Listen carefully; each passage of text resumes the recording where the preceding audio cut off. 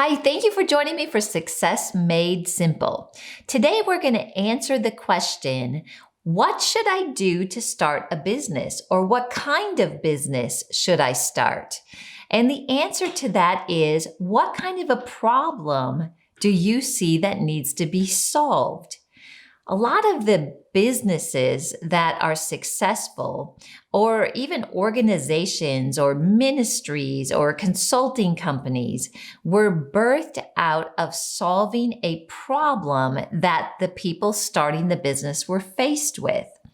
So a lot of times we look around and we try to find what is the best business to start today. And while that's good to find out what people are looking for, I think a more important question is, what problem am I running into consistently that needs to be solved, or something you have a passion about to solve?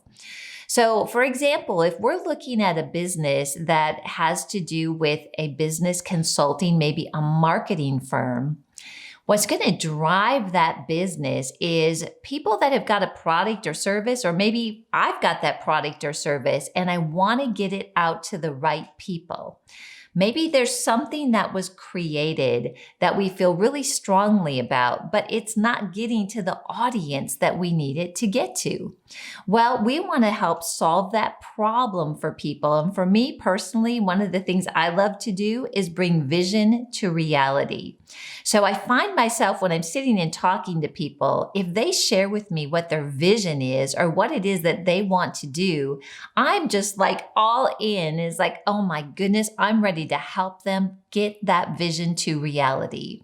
Well, that's a business that I've started. That's a business that I should be in because I naturally see a problem that I want to solve.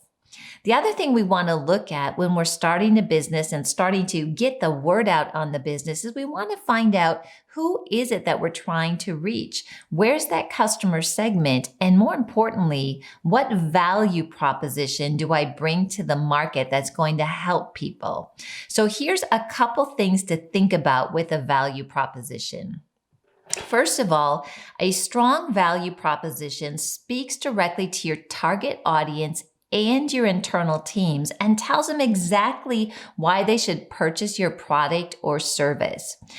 What you're trying to do in that situation is put yourself in the shoes of people that have a problem that your business can solve, and develop language and verbiage around that, even in like what I call a tagline, or you might say an elevator speech, that really solves the problem that your client is looking to have answered.